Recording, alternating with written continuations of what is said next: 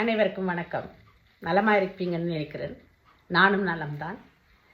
இன்றும் ஒரு பரிசோடு தான் வந்திருக்கிறேன். இதுவும் 2025ஆம் ஆண்டு எனக்கு கிட்டிய பரிசு.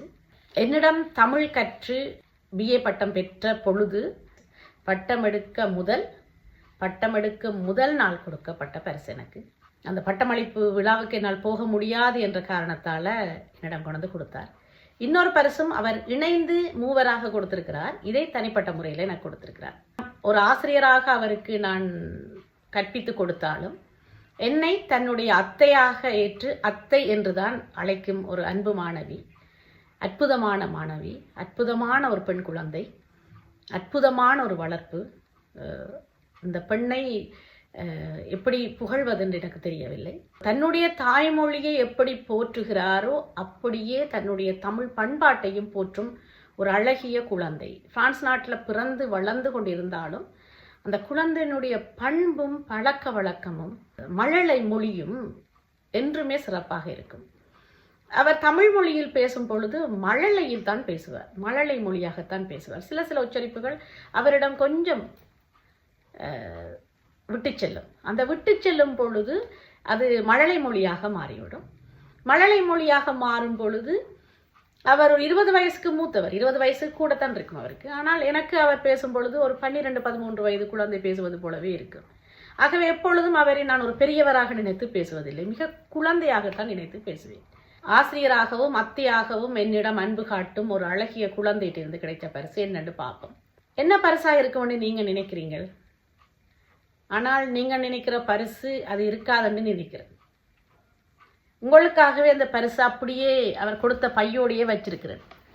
இன்னும் இதண்டையில் அவர் அந்த பையுக்குள்ளே எந்த பைக்குள்ளே கொடுத்தாரோ அந்த பையுக்குள்ளேயே ஒரு எஷாப், ஒரு சால்வை என்று தமிழில் சொல்லலாம், பிரெஞ்சு மொழியில் எஷாப், குளிருக்கு போர்த்தும் எஷாப். மிக மென்மையாக இருக்குது. அவருடைய மனம் போலவே மிக மென்மையான ஒரு எஷாப் தந்திருக்கிறார். இன்றைக்கு தான் அதை கட்டுறேன்.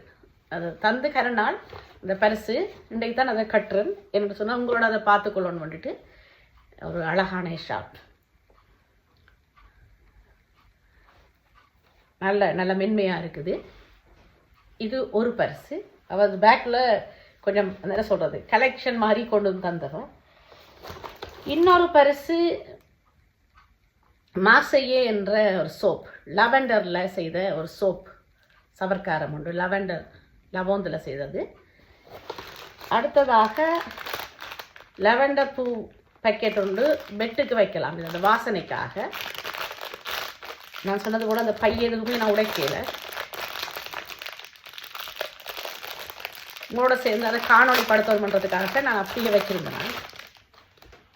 இது அந்த மெத்தைகளுக்கு கீழே இதை வச்சால் நல்ல வாசனையாக இருக்கும், இந்த பூச்சிகளும் வராமல் இருக்கும். லெவெண்டர் பூவை பேக்கெட் பண்ணி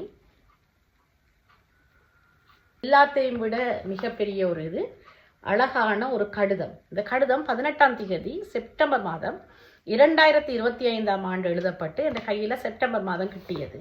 நான் அதை ஏற்கனவே வாசிச்சிட்டேன் கடிதத்தை.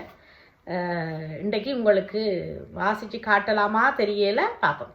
ஆனால் அவள் எழுதியிருக்கிறா பிரியா அத்தைக்கு, பிரியா ஆசிரியை என்று போடையில் பிரியா அத்தைக்கு என்று சொல்லி இந்த கடிதத்தை எழுதியிருக்கிறார். நான் வாசிக்க போகிறேன்னு நினைச்சாலே அவள் யோசிப்பா, ஆஹா டீச்சர் இப்படியெல்லாம் செய்கிறாவே என்று. நான் முழுவதுமாக வாசிக்கல.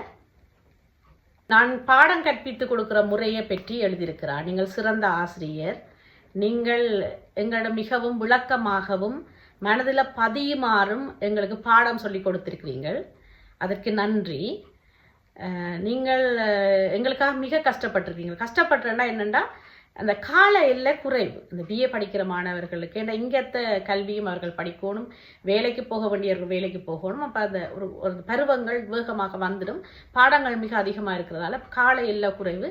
சில நேரம் இரவு 12-1 மணிக்கெல்லாம் கூட கேள்வி பதிலெல்லாம் செய்கிற ஒரு வாய்ப்பு கிட்டியிருக்கும் எங்களுக்கு. அப்போ அதுக்கெல்லாம் சேர்த்து எங்களுக்காக இரவாக கேள்வி பதில்கள் அனுப்பினீங்கள். அது மிகவும் பெரிய உதவியாக இருந்தது. நீங்கள் ஒரு சிறந்த அன்பானவர் என்றெல்லாம் போட்டிருக்க. அதோட என்னுடைய மாணவர்களுக்கு என்ன பிடிச்சிருந்ததுன்னு சொன்னால், நாங்கள் ஆன்லைனில் தான் வகுப்பு நடத்துவோம், ஜூமில் அல்லது ஸ்கைப்பில். ஏனென்று சொன்னால் நேரடியாக போய் வகுப்பு நடத்துறதுக்கு காலம் கிடைக்காது. அவர்களும் நேரடியாக வர்றது காலம் கிடைக்காது. கொரோனா நேரத்தில் தான் அந்த நேரடி வகுப்பை குறைச்சி ஆன்லைன் வகுப்பு தொடங்கினது. அந்த காலப்பகுதியில் தான் நானும் கற்பிக்க போனேன். அப்போ போன பொழுது ஸ்கைப்பில் தான் நடத்துறது. அதிகமாக ஆசிரிய மாணவர்கள் என்ன நடக்கும்னு சொன்னால் அவர்கள் தங்களுடைய வீடியோ ஆஃபில் இருக்கும், எங்களுடைய வீடியோ ஆஃபில் இருக்கும். நாங்கள் குரல் வழியாகத்தான் கல்வியை கற்றுக் கொடுத்தோன்னு இருப்போம். அப்போ எதிர்முனையில் இருக்கிற அவருடைய முகம் என்ன முகபாவத்தில் போகும் என்றதெல்லாம் உங்களுக்கு தெரியாமல் இருக்கும். ஆனால் நான் கற்பிக்கும் பொழுது முதல் வகுப்புலேயே சொல்லுவேன், உங்களுடைய காணொளிகளை போட்டு விடுங்கோ, என்னுடைய காணொளியை நான் போடுறேன், உங்களுடைய முகம் என்னுடைய மனதில் பதியணும். குரலை வைத்து நான் கற்பனையில் ஒரு உருவம் வரைந்து விட்டுருவேன். பிறகு நீங்கள் என்ன வாழ்ந்து பார்க்கும் பொழுது நான் வேற ஒருவரோட கதைக்கிற மாதிரியான நிலை வரும். அந்த வகையில் எனக்கு உங்களுடைய முகம் என்னோட பதியணும். அதே போல் அந்த நேரடியாக படிக்கும் பொழுது ஒரு நல்ல ஒரு உறவு வரும். அந்த முகம் பார்த்து படிக்கும் பொழுது ஏற்கனவே நாங்கள் ஆன்லைனில் படிக்கிறோம், அதிலே முகம் பார்க்காம படித்தோம் என்று சொன்னால் ஒரு உறவு இருக்காது, ஒரு ஒரு அந்யோன்யம் இருக்காது. கல்வி கற்பிக்கும் பொழுதோ கற்றுக்கொள்ளும் பொழுதோ என்று சொல்லி செய்வேன். அது எல்லா ஆசிரியர்களும் செய்கிறார்களா எனக்கு தெரியல, ஆனால் நான் அப்படி செய்கிறேன்.